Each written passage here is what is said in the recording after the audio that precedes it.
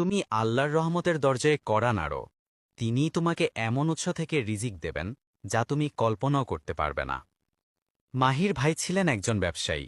সবসময় পরিশ্রম করতেন, কিন্তু হিসেব মিলত না। কখনো টাকা আটকে যেত, কখনো সুযোগ হাতছাড়া হতো।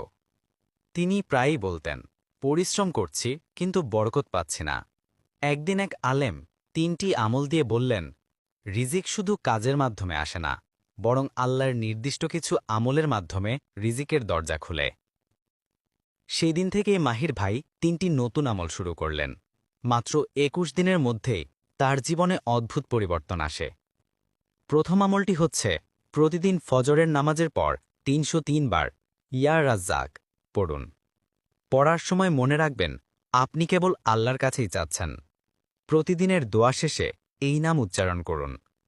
ইমাম গাজ্জালি রহমতুল্লাহি আলাইহি বলেন, যে ব্যক্তি প্রতিদিন ইয়া রাজ্জাক ৩০৩ বার পাঠ করবে, তার জীবনে এমন জায়গা থেকে রিজিক আসবে যা সে ধারণাও করতে পারবে না।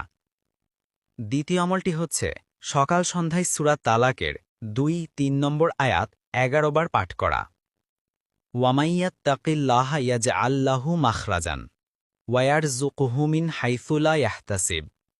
অর্থ, যে ব্যক্তি আল্লাহকে ভয় করে, আল্লাহ তার জন্য উত্তরণের পথ বের করে দেন এবং এমন জায়গা থেকে রিজিক দেন যা সে কল্পনাও করতে পারে না।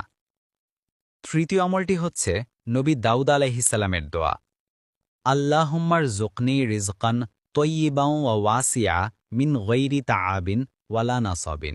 অর্থ, হে আল্লাহ, আমাকে এমন হালাল ও প্রশস্ত রিজিক দিন যাতে কোনো কষ্ট বা ক্লান্তি না থাকে।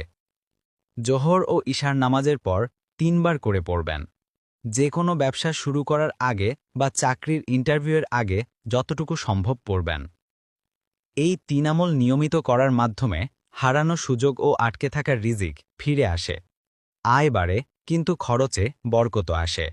ভয় ও দুশ্চিন্তা দূর হয়, হৃদয়ে শান্তি ও আল্লাহর উপর ভরসা বৃদ্ধি পায়। মাত্র ৩ সপ্তাহের মধ্যে মাহির ভাই টের পেলেন, আগে যেখানে ব্যবসায়িক ক্ষতি হচ্ছিল, এখন নিয়মিত অর্ডার আসছে। অপ্রত্যাশিতভাবে পুরনো ক্লায়েন্টও ফিরে এসেছে। তিনি বললেন, আমি বুঝেছি, বরকতের রহস্য পরিশ্রমে নয়, বরং আল্লাহর নির্দিষ্ট দোয়া ও আমলেই লুকানো। আসলে রিজিকের অভাব নয়, বরকতের অভাবই মানুষকে কষ্ট দেয়। যে মানুষ ইয়া রাজ্জাক, সূরা তালাকের আয়াত আর নবী দাউদ আলাইহিসসালামের দোয়া হৃদয়ে ধারণ করে, তার রিজিক কখনো থেমে থাকে না।